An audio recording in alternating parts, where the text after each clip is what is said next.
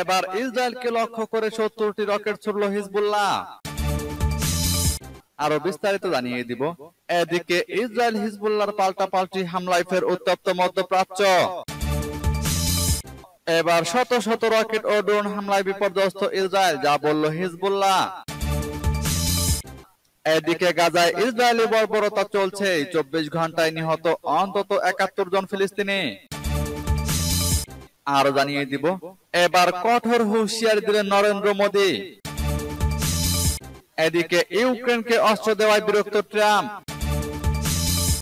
এবার লেবাননে ইসরায়েলের হামলায় নিহত অন্তত 3 জন। এবং সর্বশেষে জানিয়ে দিব, এদিকে ইসরায়েলে আরো বড় হামলার হুঁশিয়ারি হিজবুল্লাহর। শুনছিলেন সংবাদ শিরোনাম, এখন বিস্তারিত। তবে তার আগে অনুরোধ থাকবে, এই ভিডিওতে একটি লাইক দিন এবং কমেন্টস করে জানিয়ে দিন আপনি কোন জেলা থেকে বা কোথায় থেকে আমাদের সাথে যুক্ত রয়েছেন। এবং সংবাদের সর্বশেষ গুরুত্বপূর্ণ আপডেট পেতে চ্যানেলটি সাবস্ক্রাইব করে আমাদের সঙ্গেই থাকুন। এবার ইসরায়েলকে লক্ষ্য করে 70টি রকেট ছুড়ল হিজবুল্লাহ। ইসরায়েলের উপর প্রতিশোধ নেওয়া শুরু করেছে ইরান সমর্থিত লেবাননের সশস্ত্র গোষ্ঠী হিজবুল্লাহ। লেবাননের আল মায়াদিন টিভির বরাত দিয়ে রোববার কাতার ভিত্তিক সংবাদ মাধ্যম আল জাজিরা লাইভ প্রতিবেদনে এই তথ্য জানানো হয়েছে। আল মায়াদিন জানিয়েছে, লেবানন থেকে ইসরায়েলের পশ্চিম আল জলিলের দিকে 70টিরও বেশি রকেট ছোড়া হয়েছে। সেই সঙ্গে পশ্চিম গ্যালিলি ও গোলান মালভূমির গভীরে লক্ষ্যবস্তু করে হিজবুল্লাহ ক্ষেপণাস্ত্র ছুড়েছে। তবে এসব হামলায় কি পরিমাণ ক্ষয়ক্ষতি বা হতাহতের ঘটনা ঘটেছে তা নিয়ে কিছু জানা যায়নি। এর আগে লেবাননের দক্ষিণে ব্যাপক হামলা চালিয়েছে ইসরায়েলি বাহিনী। আল মায়াদিন বলছে, 20 মিনিটের বেশি সময় ধরে লেবাননের দক্ষিণ অঞ্চলে বিমান হামলা চালিয়েছে ইসরায়েলি বাহিনী। এদিকে ইসরায়েল হিজবুল্লাহর পাল্টাপাল্টি হামলায় ফের উত্তপ্ত মধ্যপ্রাচ্য। ইসরায়েলের সামরিক বাহিনী ও লেবাননের সশস্ত্র গোষ্ঠী হিজবুল্লাহর মধ্যে রোববার পাল্টাপাল্টি হামলার যে ঘটনা ঘটেছে সেটি ঘিরে উদ্বেগ দেখা দিয়েছে। এমন একটি সময় হামলার এই ঘটনাটি ঘটল যখন গাজায় যুদ্ধবিরতির লক্ষ্যে ইসরায়েল ও হামাসের মধ্যে চুক্তি স্বাক্ষর করানোর প্রচেষ্টা চালাচ্ছে মার্কিন যুক্তরাষ্ট্র।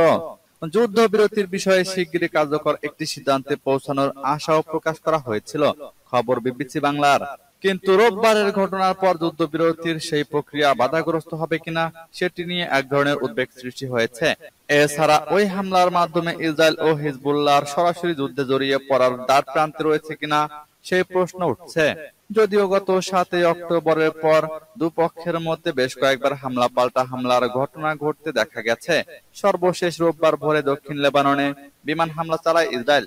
দেশটি দাবি করেছে যে তাদের উপর রকেট হামলা চালানোর জন্য হিজবুল্লাহ প্রস্তুতি নিচ্ছিল। সে কারণে নিজেদের রক্ষার্থে আগাম সতর্কতা হিসেবে বিমান হামলা চালানো হয়।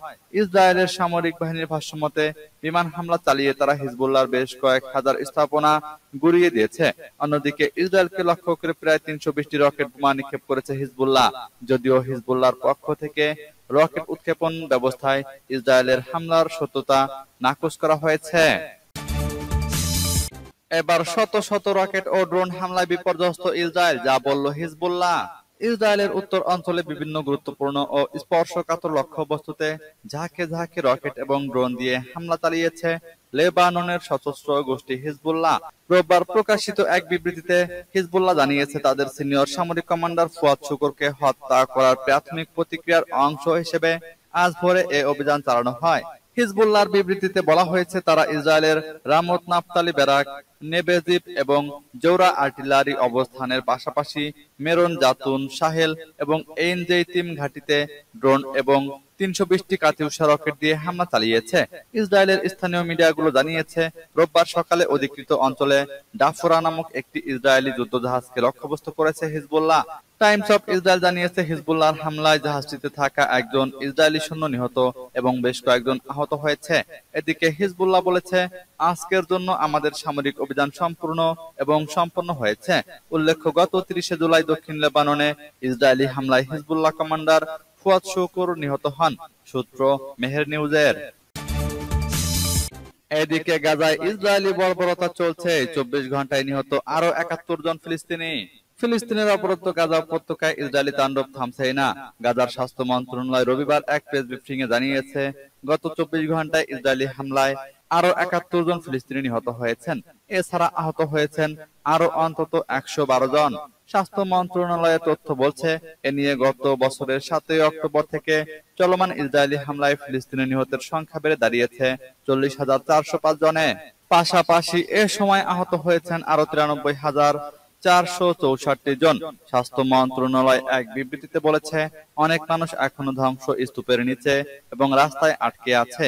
হামলা অব্যাহত থাকায় উদ্ধারকারীরা তাদের কাছে পৌঁছাতে পারছেন না। উল্লেখ্য, গত বছরের 7 অক্টোবর থেকে গাজায় বিমান হামলা ও পরে স্থল অভিযান শুরু করে ইসরায়েলি সেনাবাহিনী। 10 মাস পেরিয়ে গেলেও এখনো এই হামলা অব্যাহত আছে।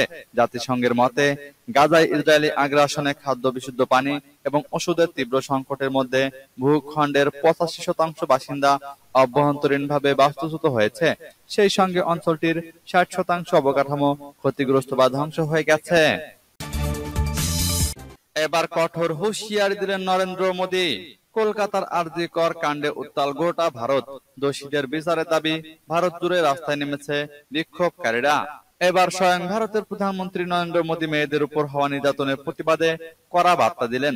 মোদী বলেছেন, মেয়েদের বিরুদ্ধে যারা অন্যায় করেন তাদের শাস্তি পাওয়া উচিত। সেই সঙ্গে মেয়েদের উপর হওয়া কোনো অন্যায় সহ্য করবেন না বলেও জানিয়েছেন ভারতের প্রধানমন্ত্রী।